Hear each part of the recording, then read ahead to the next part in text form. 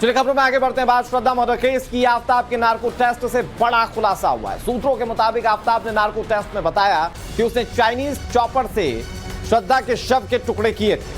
Police ने आफ्ताब के flat से कई धारदार हथियार बरामद किए हैं, ये दावा किया गया है पुलिस की तरफ से। और दावा यह भी है कि उन्हीं हथियारों से श्रद्धा के शव के टुकड़े किए गए।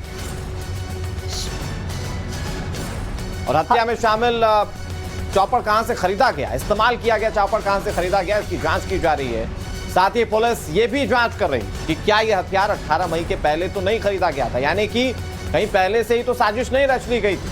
फिलहाल आपको ये रिपोर्ट दिखाते पूरे मामले को समझाने के लिए।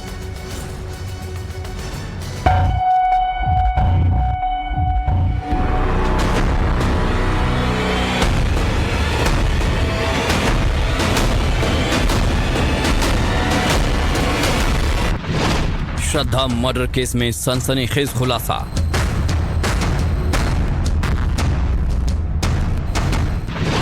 चाइनीज चॉपर का किया था इस्तेमाल। चॉपर से शव के किए टुकड़े टुकड़े। श्रद्धा का मर्डर कोई आम मर्डर नहीं है।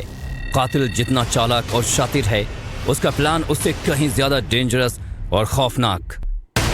श्रद्धा हत्याकांड में आरोपी आफ्ताब अमीन पूनावाला ने नार्को टेस्ट के दौरान कई बड़े खुलासे किए, जिसे सुनकर किसी के भी होश उड़ जाएंगे।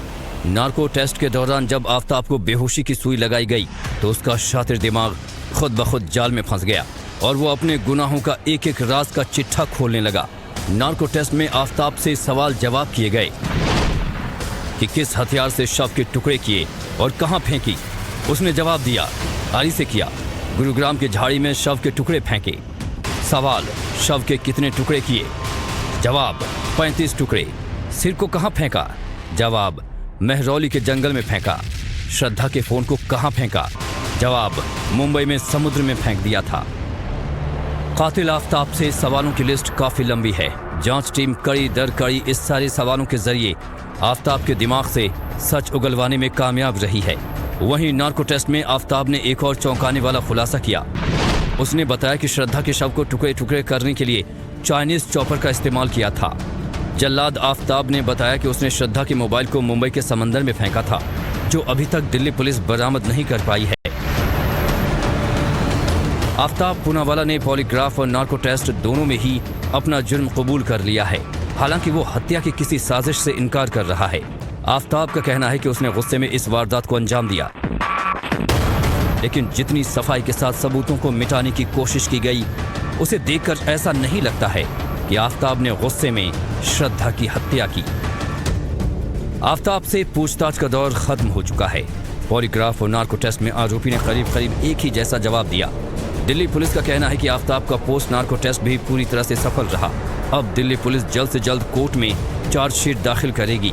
हालांकि चार्जशीट दाखिल करने के लिए दिल्ली पुलिस के पास 90 दिन का वक्त है, लेकिन सबसे बड़ा सवाल उठता है कि क्या अब तक मिले सबूतों और आफ्ताब के कबूलनामे के आधार पर कातिल को सजा मिलेगी? ब्यूरो रिपोर्ट, टाइम्स नाउ नव भारत। तो अभी आफ्ताब से कई सवालों के जवाब मिलना बाकी हैं, लेकिन अब तक नार्को टेस्ट, पॉलीग्राफी टेस्ट और उसके बाद पोस्ट नार्को टेस्ट में क्या सवाल पूछे गए, ये हम आपको बताने की कोशिश करते हैं। जो सवाल थे पुलिस के जहन में, जो सवाल थे आम जनता के मन में, दरअसल उनके जवाब को तलाशने की कोशिश की गई। किस हथियार से शव के टुकड़े किए, ये सवाल उससे पूछा गया। उसने कहा कि आरी से शव के टुकड़े किए गए। आरी कहां फेंकी? गुरुग्राम की झाड़ी में उसने आरी फेंकी थी। शव के कितने टुकड़े किए? 35 टुकड़े किए, ये जवाब दिया आफ्ताब ने। सिर को कहां फेंका? महरौली के जंगल में श्रद्धा के सिर को फेंका था। श्रद्धा के फोन को कहां फेंका? मुंबई में समुद्र में उसके फोन को फेंका था। ये आफ्ताब ने सवाल के जवाब दिए हैं। पॉलीग्राफी टेस्ट हो चुका है, नार्को टेस्ट हो गया है, पोस्ट नार्को टेस्ट भी हुआ आफ्ताब का। और क्या बड़े सवाल पूछे गए आफ्ताब से, लगातार हम आपको बता रहे हैं।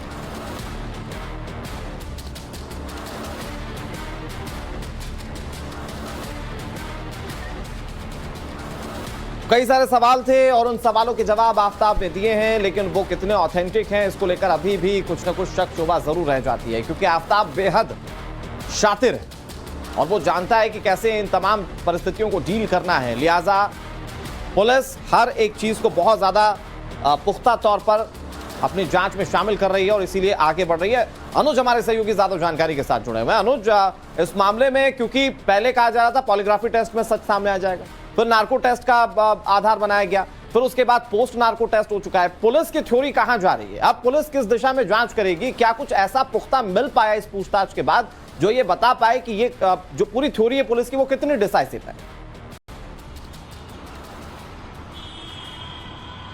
जी देखिए, जहां तक बात किया जाए पुलिस का, तो पुलिस का साफ तौर पर यह कहना है कि आफ्ताब जो है वो बेहद शातिर दिमाग है और इसी वजह से पुलिस उसकी शातिर दिमाग को पढ़ने के लिए ही पुलिस ने पॉलीग्राफी और नार्को टेस्ट का सहारा लिया है। हालांकि नार्को टेस्ट के रिजल्ट में उसने कई चीजें बताई हैं जिसका तस्दीक फिलहाल पुलिस कर रही है। लेकिन सबसे बड़ी बात यह है कि पुलिस की इन्वेस्टिगेशन के दौरान पुलिस को यह शक है कि श्रद्धा की हत्या जो है एक साजिश के तहत आफ्ताब ने किया था और पुलिस इसी थ्योरी को साबित करने के लिए तमाम एविडेंसेस इकट्ठा कर रही है। लेकिन जहां तक आफ्ताब की बात की जाए तो उसने नार्को टेस्ट में भी बताया ये जा रहा है कि उसने यही बात कहा है कि उसने गुस्से में इस वारदात को अंजाम दिया। ऐसे में जो हथियार पुलिस को श्रद्धा आफ्ताब के घर से मिले हैं जिसके बारे में ये बताया जा रहा है कि उसी से उसने बॉडी के पार्ट्स किए थे, उन हथियारों को उसने कब खरीदा, इन तमाम चीजों की इन्वेस्टिगेशन पुलिस कर रही है। जाहिर तौर पर यह पता चलता है कि अगर 18 मई से पहले हथियारों को खरीदा गया है